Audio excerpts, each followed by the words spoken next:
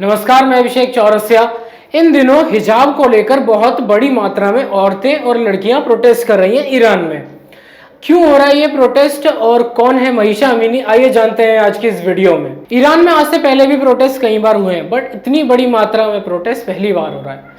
और ये जो प्रोटेस्ट हो रहा है इसके पीछे एक सिंपल सा रीज़न है, जिस रीज़न को जानने के लिए पहले एक स्टोरी को समझना पड़ेगा। तो शुरुआत कुछ यूँ होती है कि महीशा अमीनी नाम की एक महिला है जो कुर्दिस्तान से होती हैं और तेहरान घूमने आई होती हैं। तेहरान ईरान की कैपिटल है।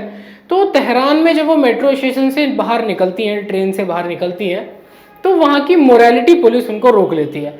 रीज़न ये बताया जाता है कि उन्होंने जो हिजाब पहन रखा था उस हिजाब से उनके कुछ बाल नज़र आ रहे थे, जिसकी वजह से वो उनको रिलीजियस एजुकेशन देने के लिए और हिजाब कैसे पहना जाता है ये सब समझाने के लिए डिटेंशन सेंटर लेकर जाती है। अब मोरालिटी पुलिस कौन है? मोरालिटी पुलिस बेसिकली वो होती है जो कई सारी इस्लामिक कंट्रीज़ में इस्लामिक रूल्स एंड रेगुलेशंस, यूँ कहें तो religious rules and regulations follow कराने का काम करती है।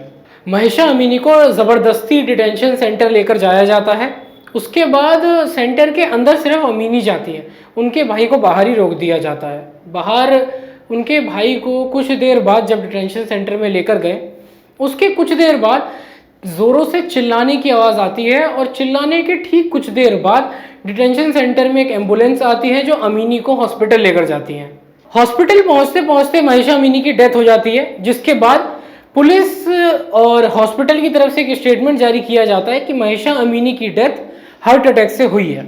वहीं दूसरी तरफ जहां पर लोकल मीडिया को महीशा अमीनी की फैमिली ने इंटरव्यू दिया था, उसमें उन्होंने एक बात बोली थी कि महीशा अमीनी डिटेंशन सेंटर जाने से पहले तक उनका हेल्थ कंडीशन बिल्कुल ठीक था, यानी उन्हें कोई भी दिक्कत नहीं थी। जब ये बात बाहर निकलकर आई, सोसाइटी के सामने आई, तो उसके बाद भारी मात्रा में हॉस्पिटल के बाहर लोग प्रोटेस्ट करने लगे, जिसकी वजह से हॉस्पिटल ने अपना स्टेटमेंट डिलीट कर दिया। जिसके बाद ये बात बाहर निकल कर आई कि महीशा अमीनी की डेथ का रीज़न हार्ट अटैक नहीं बल्कि ब्रेन हेमरेज था। दरअसल पुलिस ने उनको, मोरालिटी पुलिस ने उनको बहुत मारा था। ये क्लियरली कई सारी फोटोज़ में दिख रहा था, उनके फेस पे निशान थे और उनके सर पे बहुत गहरी चोट आई थी, उनके सर की हड्डी टूट गई थी, जिसकी वजह से उनकी डेथ हुई। जब हॉस्पिटल महीशा अमीनी को लाया गया तब तक उनका दिमाग काम करना बंद कर चुका था। अगर प्रैक्टिकली देखा जाए तो कहीं ना कहीं महीशा अमीनी की डेथ का रीज़न हिजाब था। दरअसल इस्लामिक कंट्रीज़, ईरान जैसी देशों के अंदर इस्लामिक रूल्स एंड रेगुलेशंस को स्ट्रिक्टली फॉलो करवाया जाता है। अब वहाँ के लोग इस चीज़ को माने या ना माने, नहीं मानेंगे तो ज़बरदस्ती फॉलो करवाया जाता है by the morality police. But हमेशा से ऐसा नहीं था। दरअसल 1971 में खुमैनी की सरकार आई थी, जिस टाइम पर सिर्फ वर्किंग वुमेन को कंपलसरी था हिजाब पहनना, यानी वो औरतें जो घर के बाहर कामकाजी हैं उन्हीं को सिर्फ हिजाब पहनने की ज़रूरत होती थी, कंपलसरी होता था। 1981 के टाइम पर ये चीज़ कंपलसरी कर दी, मैंडेटरी कर दिया गया कि 7 साल से ऊपर की लड़की हिजाब पहनकर ही घर से बाहर निकलेगी। आईपीसी आर्टिकल 638 के अनुसार, आईपीसी इस्लामिक पीनल कोड के अनुसार, कोई भी महिला जो वहाँ रहती है वो भी और जो बाहर से घूमने गई वो भी, इन दोनों के लिए ही कंपलसरी है पब्लिक प्लेस में हिजाब पहनना। यानी किसी भी स्ट्रीट वाले एरिया में कुल मिला के घर के बाहर निकले तो हिजाब पहन के निकलो, और अगर वो ऐसा नहीं करती हैं तो वो एक क्राइम है। बात यहीं पर ख़त्म नहीं होती। ईरान में हाल ही में वहाँ के जो प्रेसिडेंट हैं इब्राहिम रईसी, उन्होंने भी एक ऑर्डर पास किया जिसमें ये चीज़ क्लियरली मेंशन की गई है कि वहाँ की औरतें हील्स और स्टॉकिंग्स भी नहीं पहन सकती। ऐसे ही रूल्स एंड रेगुलेशंस जो ईरान में है, और अमीनी के केस की वजह से ये प्रोटेस्ट इतना बड़ा होता चला गया।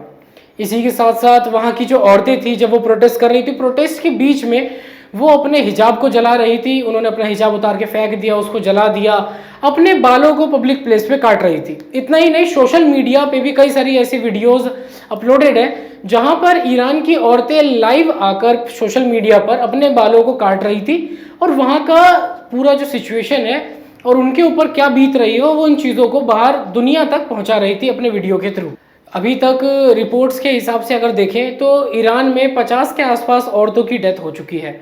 और लास्ट में मैं एक छोटी सी बात बोलना चाहूँगा, ये मेरा पर्सनली ओपिनियन है, अगर आप लोगों को कोई बताना हो तो कमेंट सेक्शन में आप ज़रूर बताना, कि किसी भी इंसान को, सिर्फ औरत नहीं, किसी भी इंसान को आज के दौर में इतना भी राइट नहीं कि वो अपने मन चाहे कपड़े पहन सके। अगर देखा जाए तो मेरे हिसाब से मैं या आप या कोई भी इंसान अपना डिसीजन किसी के ऊपर भी थोपना बहुत गलत है।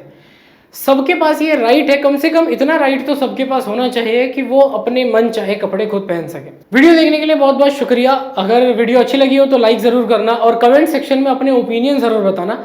इसी के साथ साथ ऐसे ही इंटरेस्टिंग और इन्फॉर्मेटिव वीडियोस देखने के लिए दी ऑडियंस चैनल को ज़रूर सब्सक्राइब करें।